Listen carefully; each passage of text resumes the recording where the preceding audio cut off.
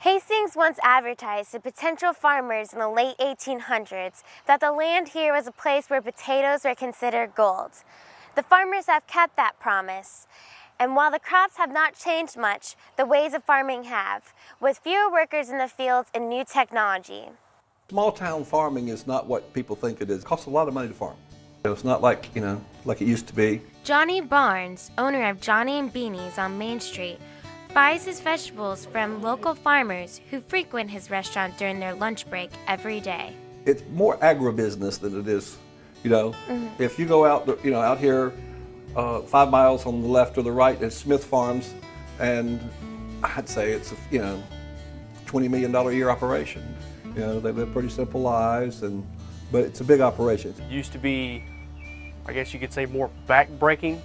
You used to be so much just manual labor went into it, but now the machines we have, we have cab tractors or air conditioners and radios in them. We have tractors that have GPSs on them. You just get in, you hit a button, and it takes over from there. Carl Kite is a farmhand on Bull's Head Farm, which once had a potato chip factory and ran the only food manufacturing plant in Hastings. They used to do what it was called Bull's Chips. They would grow chip potatoes, and then they have a chip plant over there where they have big fryers, and they would, ship them out locally. When the owner became sick 5 years ago, the manufacturing stopped. And it just costs so much to have somebody run it, and so they don't do the chips anymore. It's a lot easier for a little person to make it, yes. Today, there aren't any little farms. Bill Kahn says farming requires less manual labor since he was in the potato business. Much of it was hand labor years ago. When I came, there were big crews out in the field at harvest time, big crews. He says technology has replaced some of those big crews in the field. Today, you have a man driving a tractor that pulls a 4-row harvester.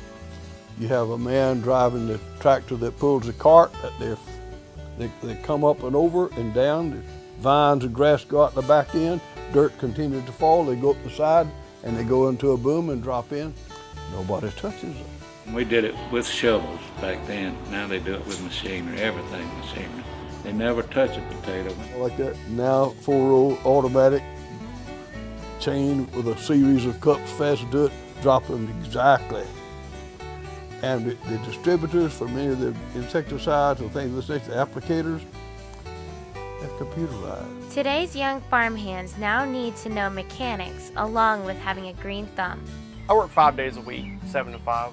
Things get pretty crazy in there. It's 100 miles an hour all the time. If there's a problem, fix it. And when you do find a problem, you have to shut the grader down. You got to fix it in a quick hurry, because every minute you're down, that's potatoes in the field. That's money going out the window. Although the crews are smaller because of technology, the cheap labor of migrant workers is used to harvest the crops. They usually get here about 7, but we start our grader up at 8 o'clock, and I can run anywhere from 8 o'clock that night to 1 o'clock the next morning. Sometimes it ain't nothing to run a 12, 13, 14-hour day. Those are the people that feed us every day, the people that cut the cabbage and pick the strawberries, that we go to Publix and buy. That's the person that fed us, not the farmer that, rides around in a big shot. Despite the help of machines, Mother Nature has a way of determining the success of the farmer. Sometimes the technology can outsmart her, and sometimes it can't.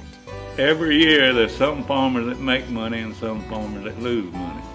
It all depends on the crop and the yield and the price. So it's up and down. And we have had years where we lost everything. Virgil says today they have ways to combat extreme weather and hopefully avoid the disaster the town experienced in the 60s when the crops froze.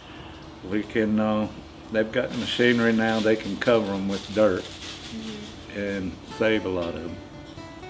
Whereas we didn't used to. They've got 16-row equipment now, and we had 2-row equipment back then. So we couldn't cover any ground. But all that equipment is expensive. The cost of everything is high. There's a John Deere tractor sitting right next door here.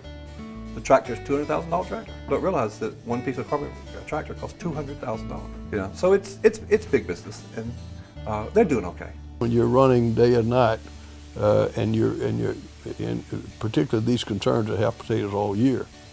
That's a lot of money. It's expensive, all stainless steel, all computerized, and it doesn't know Monday from Saturday.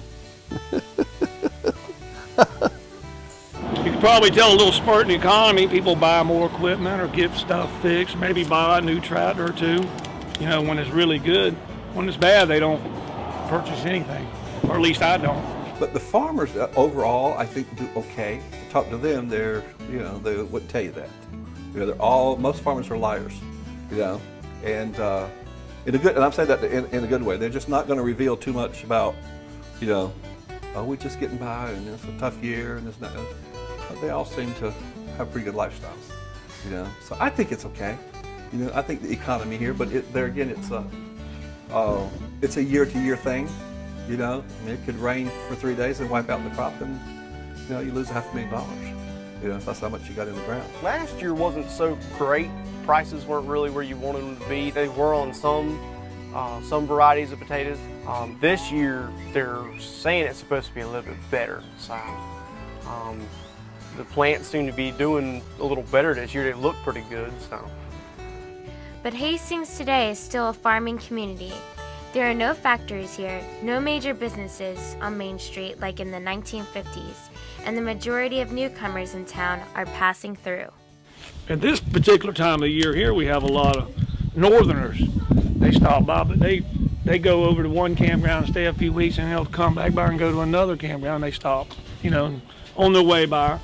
Plus, this time of year, they have a lot of festivals, like St. Augustine does. And people travel to go to those events, and they stop here and buy stuff. And then when it warms up, we get a lot of beach travel.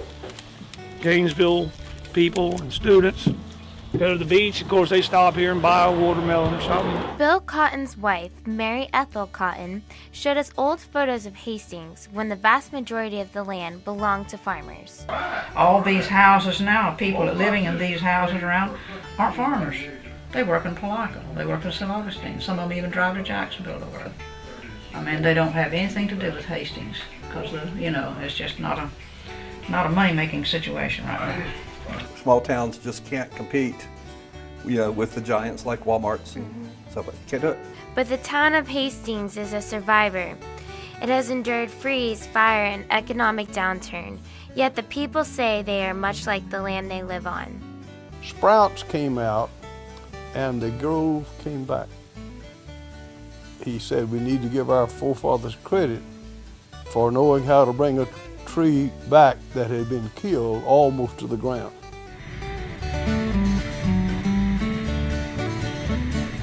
Small town. That's what small town's all about. You know everybody, and You never know. I don't know. You might have a bull's head potato at McDonald's.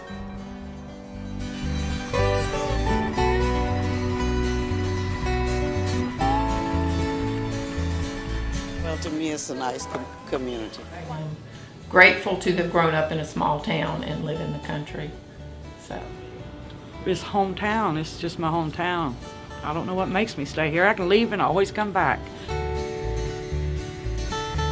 If it hadn't been for Henry Flagler wanting produce for his hotel, I don't know whether Hastings would have ever become the farming section they have become.